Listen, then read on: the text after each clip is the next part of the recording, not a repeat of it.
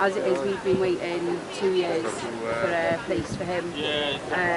Meanwhile, he's been at moving. They've now told me that he's going to Heol Goffa in September. Yeah, and then I found out the news, obviously, that the new school isn't going ahead.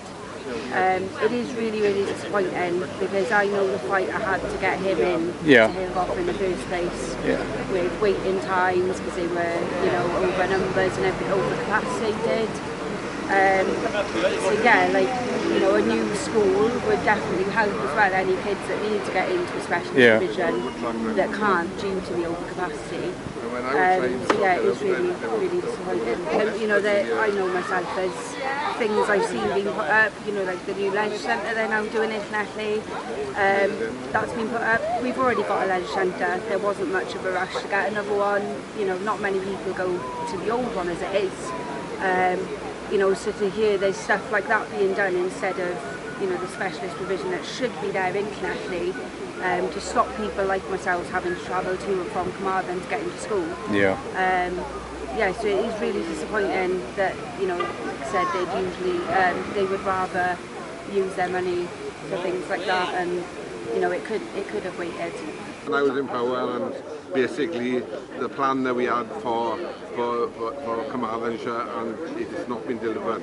Because you've got to have your plans and you've got to make sure that you know where you're going year on year and taking the public with you. And I'm afraid for the last 9 years they haven't done so. Ammanford has promised a brand new school. It hasn't been delivered. You've got to take people with you and you've got to have a plan and you've got to make the tough decisions, and I'm afraid when I come here I've not made those tough decisions, and unless they start doing that, then you're not going to move on. Yes, money is scarce.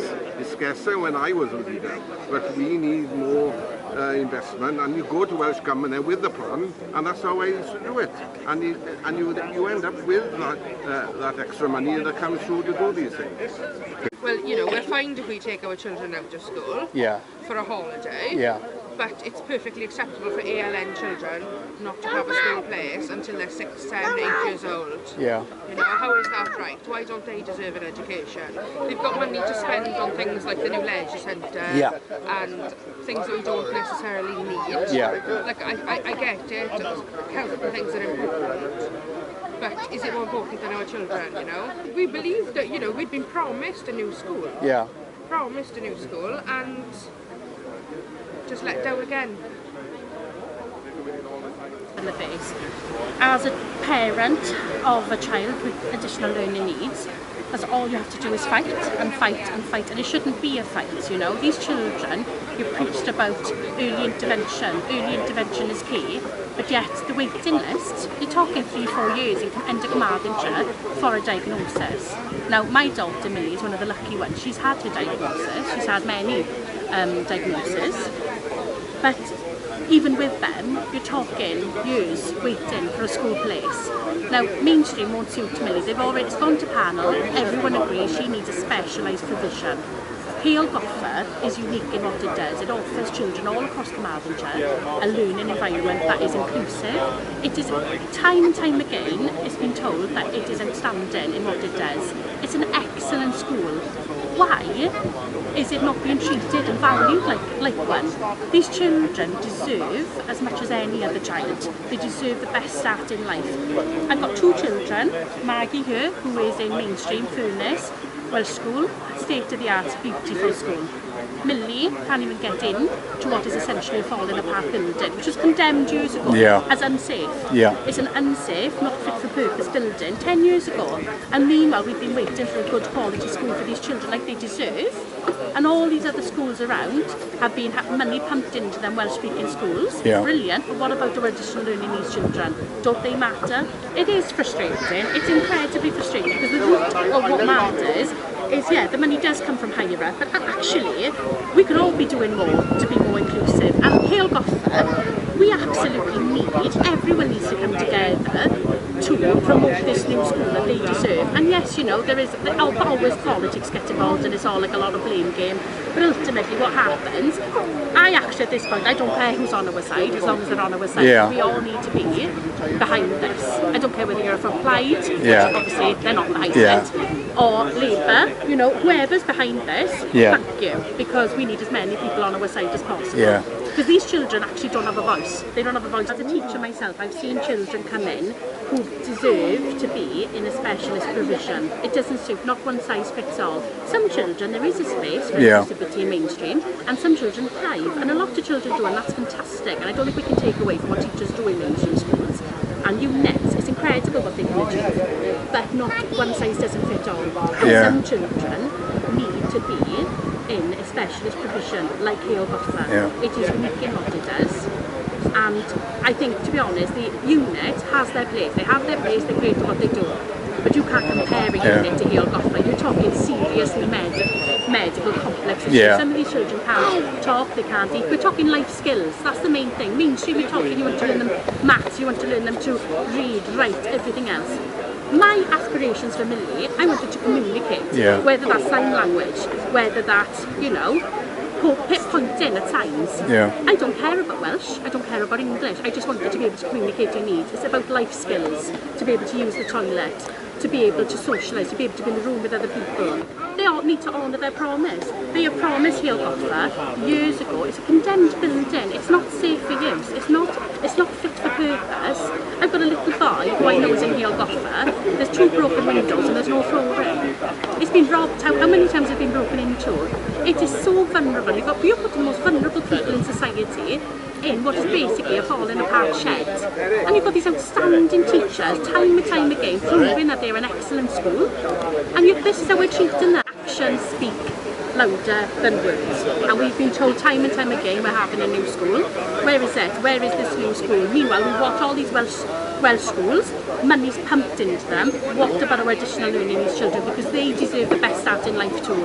And they're not write-offs. They're not write-offs. Lots of these children go on to be Paralympics. They go on to be entrepreneurs. They're different skills. It's a different way of thinking. It's a different way of thinking. The mindset needs to change. They need to be valued. I believe that the new school is required there in Heol Goffa. The needs of the residents of Carmarthenshire is quite great at the moment for special learning needs and adult learning. And for the council to turn around and say that the school cannot be built, and they are going against that. It's a tragedy to all the people that use it. Well, angry and annoyed, as you can see from the gathering here today at County Hall. The feelings are running high. And yes, we do support that a new school should be built, and money should be found for it.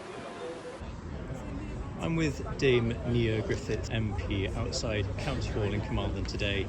As we can see behind us, there's a demonstration set to take place in a matter of moments in opposition to the decision that the council have taken to scrap plans to build the new school for Ysgol Heol Goffa. Nia, there's no question about how deeply the decision has affected the community. It really has dealt a significant blow not just to the school but to the families and pupils that would have benefited from a state-of-the-art building. Well, absolutely. I mean, we know that Ysgol Heol Goffa is absolutely outstanding in the range of activities, the expertise of the staff and the warmth of the community there, which is so supportive to the children. And so it was a real shock last week to hear the news about no new school, and a second shock wave on Thursday when they were talking about alternative facilities on different sites. So that's really worried people. So we want absolute assurances that Ysgol Heol Goffa will be kept together, and of course we'd like to see a new school as soon as it's possible. You said about different facilities on the site, and for some time now the existing school has been deemed outdated and in need of updating or rebuilding, and now that those plans have been axed, the concerns over what happens next are growing rapidly. What kind of budget will be set aside for Heol Goffa, and what long-term solutions will be made to address the condemned areas of the school?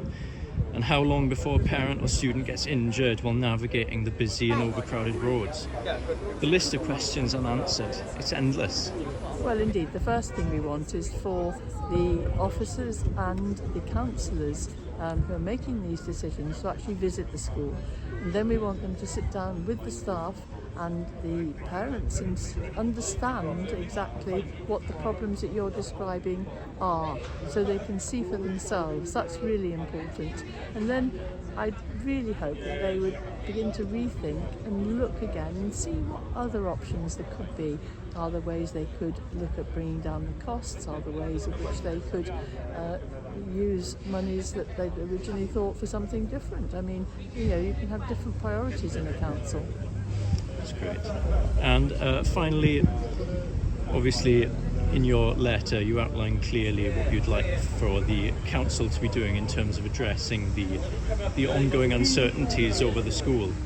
Do you think there's a possibility for a call for a public consultation for the families and the community of the school to voice their...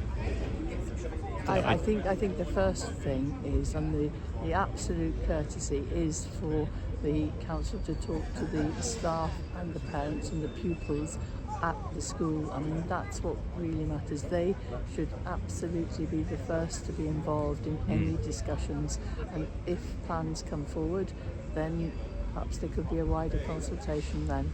That's wonderful. Thank you.